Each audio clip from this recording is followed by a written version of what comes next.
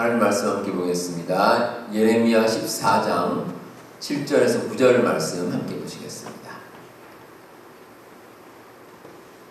구약성경 예레미야서 14장입니다. 7절부터 9절까지 하나님 말씀 한 절씩 교독하겠습니다.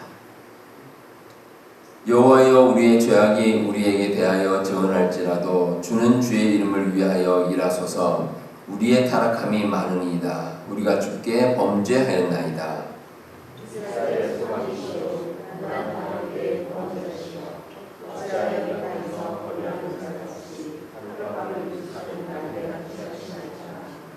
구절 함께 해보겠습니다.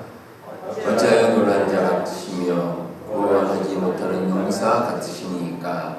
여호와여, 주는 그래도 우리 가운데 계시고 우리는 주의 이름으로 일컬음을 받는 자이오니 우리를 버리지 마옵소서.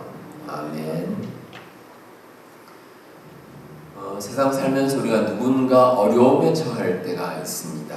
그런데 그 모습을 보고 우리 마음과 이제 안타까운 마음이 듭니다. 그 마음이 이제 우리가 불쌍히 여기는 마음이죠. 그런 마음을 가진 사람은 누군가 겪는 어려운 상황을 그냥 지켜보지 못합니다. 어떤 식으로든지 내가 할 수 있는 방법으로 그 사람을 돕습니다. 그리고 누군가를 불쌍히 여기는 마음은 또 놀라운 일을 일으킵니다. 이런 이야기가 있습니다.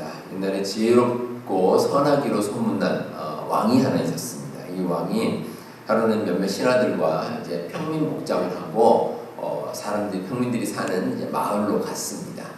마을로 가서 다니다가 이제 밤이 되어서 몰래 그 사람들이 다니는 길 한복판에 큰 돌덩어리 하나를 그 가운데 놔뒀습니다. 아침이 되고 이제 사람들이 나타나서 그 길을 지나다니는데 어떤 사람이 이제 돌이 이제 가운데 있는 걸 보고 짜증을 냈습니다. 아침부터 재수없게 돌이 길 가운데 있다라고 투덜거리면서 그 옆을 지나갔습니다.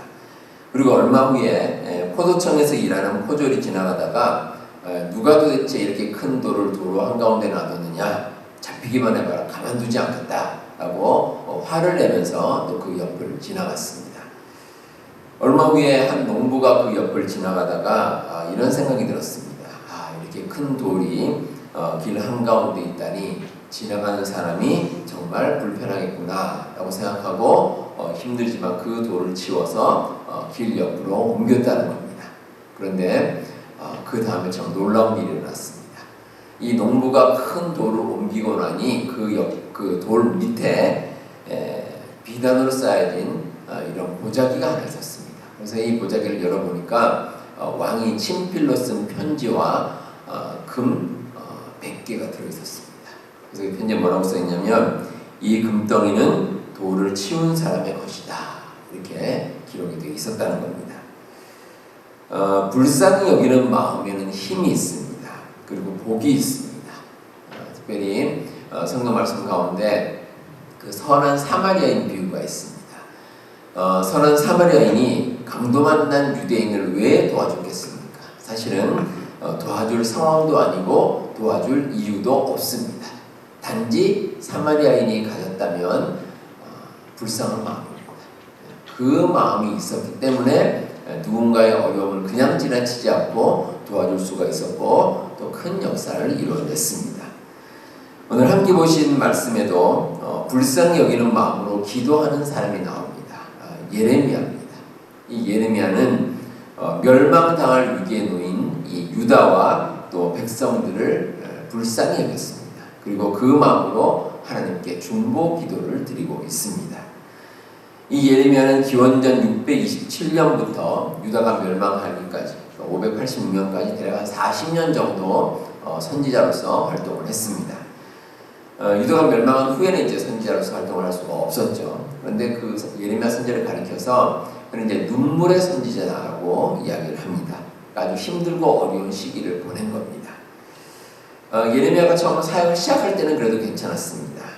기원전 627년에는 이 요시야 왕이 다스리던 시대였는데, 이 왕은 유대 왕들 가운데 아주 선한 왕으로 알려져 있습니다. 그때는 괜찮았는데, 근데 요시야 왕이 이제 세상을 떠난 후에 어려움이 시작됐습니다.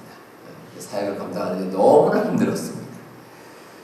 사역의 내용을 보시면 여러분들 예레미야서가 좀 긴데 이렇게 쭉 읽어보시면 얼마나 힘든지 아주 자세히 기록되어 있습니다.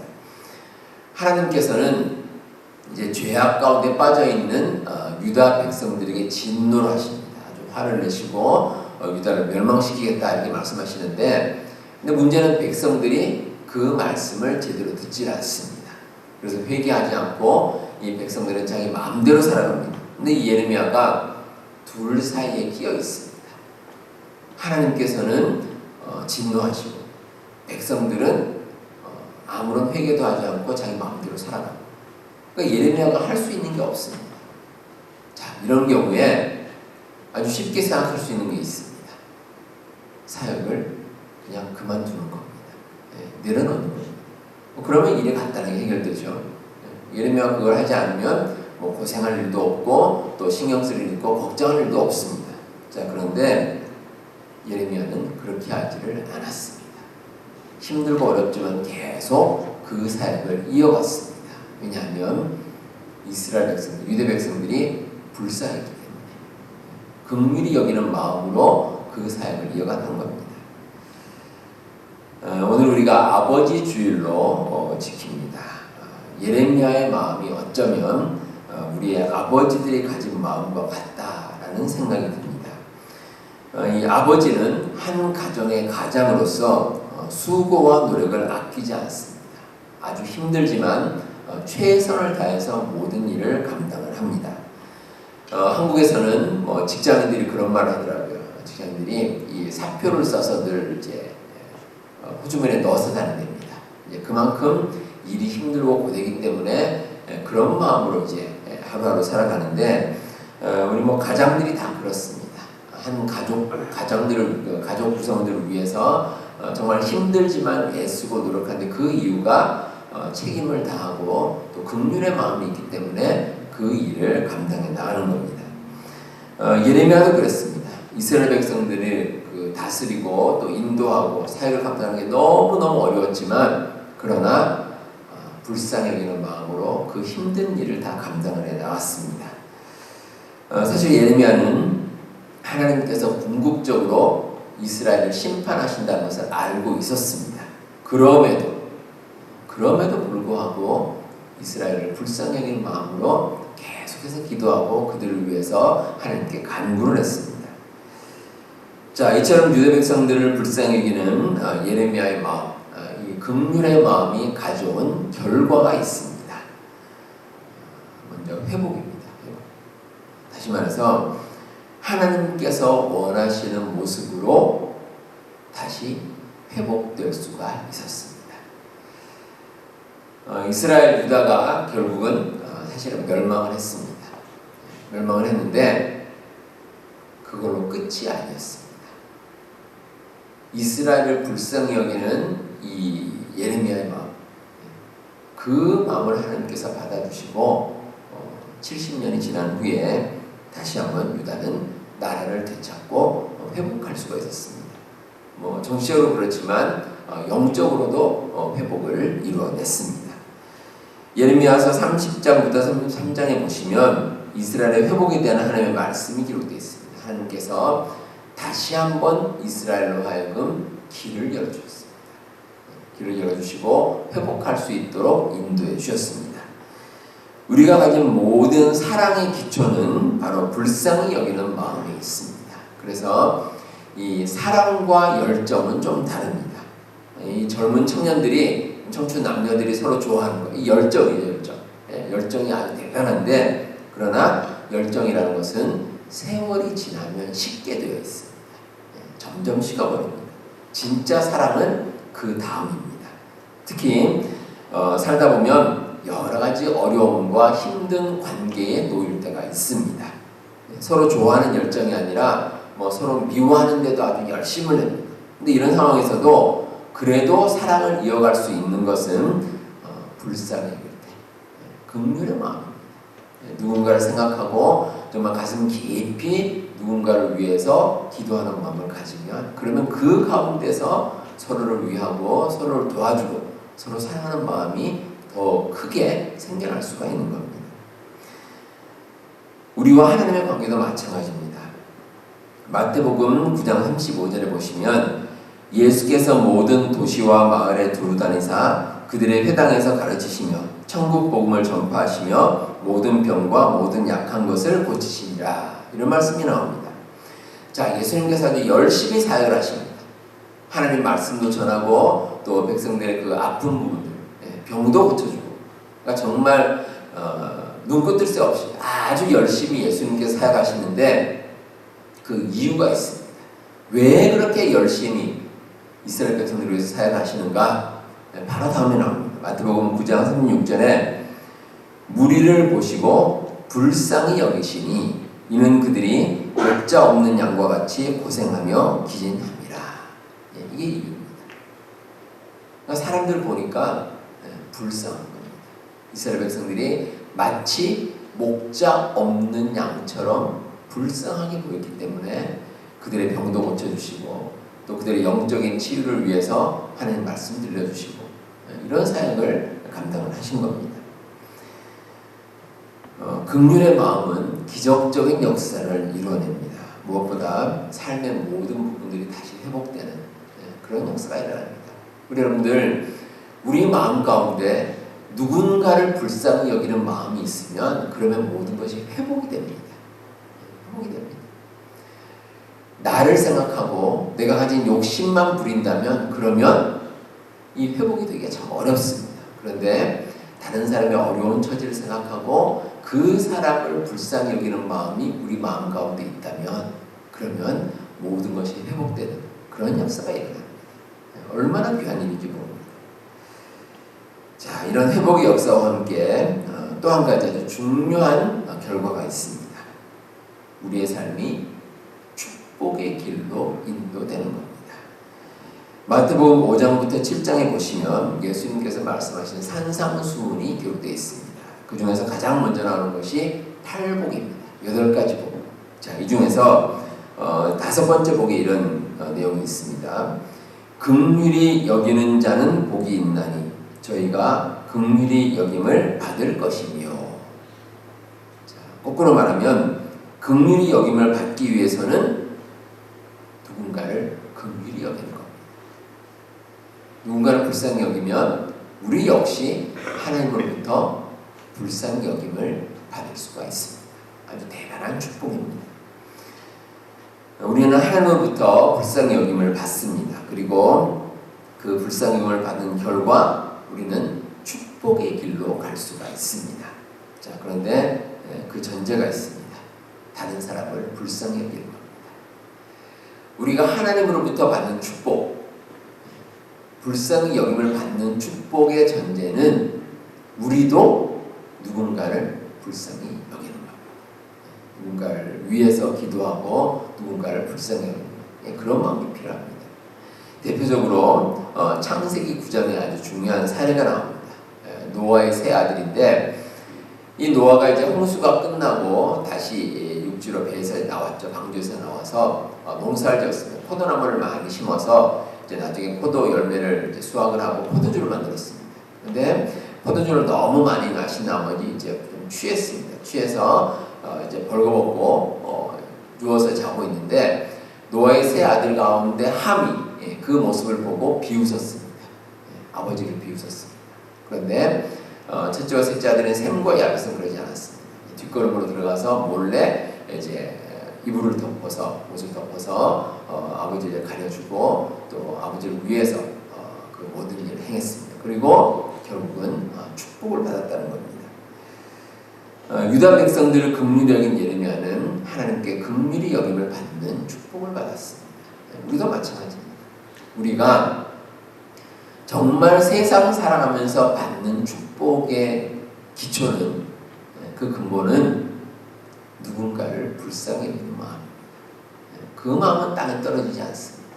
사라지지도 않고 우리가 정말 누군가를 위해서 간절한 마음을 가지고 있으면 우리는 그보다 몇 배나 큰 하나님의 축복을 받을 수가 있습니다.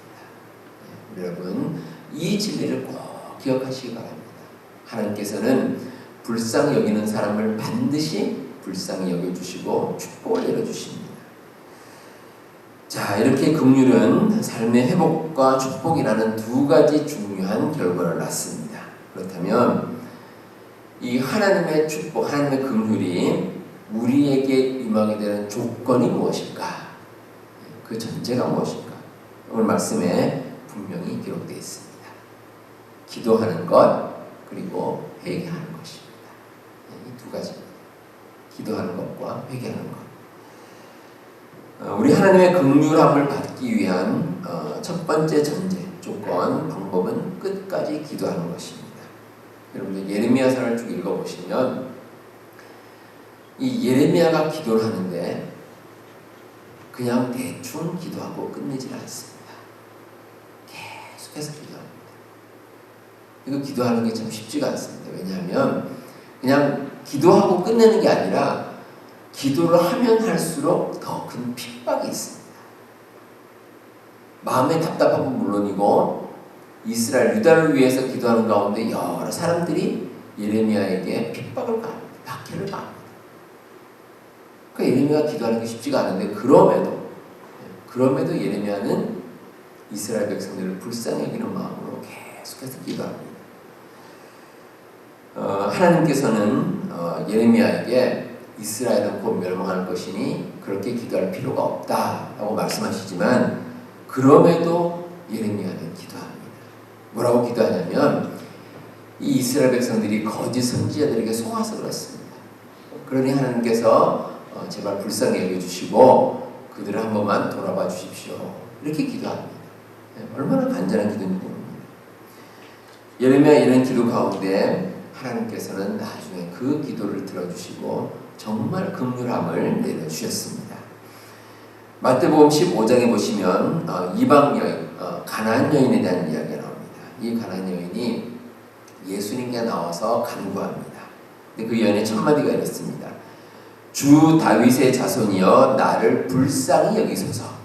내 딸이 흉악한 귀신에 들렸나이다. 자, 이 가나안 여인의 딸이 이제 귀신 들렸습니다. 귀신 들렸는데 예수님께 나가서 말씀을 드릴 때 처음으로 뭐라고 말하냐면 불쌍히 여기소서. 나와 내 딸을 불쌍히 여기소서. 이렇게 얘기를 합니다. 근데 예수님께서 어떻게 대답하셨습니까?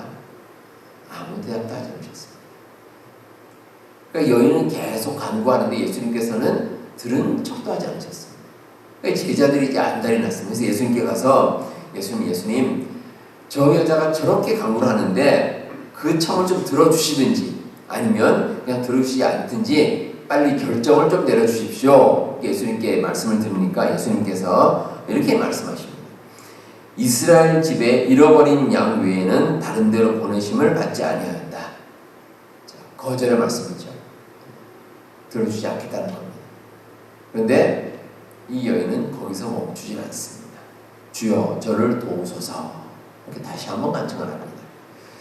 근데 예수님께서 이 상황에서 아주 소위 말하는 결정타를 날리십니다. 뭐라고 말씀하시냐면 자녀의 떡을 취하여 개들에게 던짐이 마땅치 아니하니라. 아주 자존심 상하는 말입니다.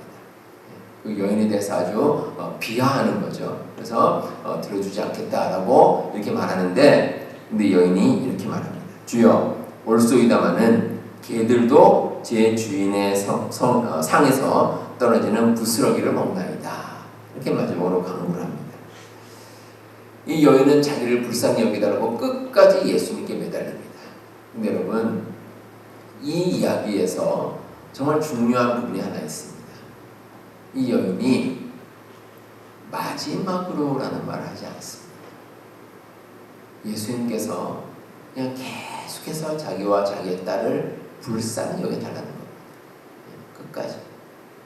그 기도가 이루어질 때까지 끝까지 예수님께 긍휼히 여겨달라고 예수님께 간절히 요청을 합니다. 그리고 예수님께서 그 여인의 청을 결국은 들어주셨습니다. 우리가 기도하는 가운데 여러분들은 얼마나 간절히 기도하십니까? 우리를 불쌍히 여겨달라고. 나의 처지와 나의 형편, 나의 모습을 우리 하나님께서 제발 불쌍히 여겨달라고 그렇게 기도하면 분명히 그 기도를 들어 응답해 주십니다. 우리가 하나님의 긍휼을 받기 위해서 또 하나의 조건, 회개입니다. 회개. 우리의 죄와 잘못을 하나님께 있는 그대로 아뢰는 것입니다. 오늘 말씀 7절에 보시면 예레미야가 이렇게 말합니다. 우리의 타락함이 많으니이다. 우리가 주께 범죄하였나이다. 하나님께 나아가서 불쌍히 여겨달라고 간구하는 가운데 일단 자신의 죄, 이스라엘 백성들의 죄를 먼저 아뢰입니다. 우리가 이러이러한 죄를 지었으나 그러나 하나님께서 용서하여 주시고 우리를 불쌍히 여겨 주옵소서. 이렇게 간구하고 있는 겁니다. 하나님 앞에서 우리가 결코 잘난 것이 없습니다. 시편 51편 17절을 보시면 다윗이 이렇게 고백합니다. 하나님의 구하시는 제사는 상한 심령이라. 하나님이여 상하고 통회하는 마음을 주께서 멸시치 아니하시리이다. 하나님께 엎드릴 때 하나님께서는 불쌍히 여겨주시고 우리를 다시 한번 이렇게 세워주신다는 겁니다. 우리 성도 여러분, 우리가 불쌍히 여기는 마음, 이 마음은 놀라운 역사를 이루어냅니다. 우리의 삶을 회복시키고 우리를 축복의 자리로 인도합니다. 우리가 하나님께 간절히 기도하고 회개하면 하나님께서는 우리를 아셔서 우리의 모든 것을 회복시켜 주시고 놀라운 은혜로 우리의 삶을 다시 한번 인도해 주십니다. 우리 여러분들 하나님의 이 긍휼을 베푸시는 우리 하나님의 은혜를 잊지 마시고 하나님과 늘 동행하며 살아가는 우리 모든 성도님들 다 되시기를 바랍니다.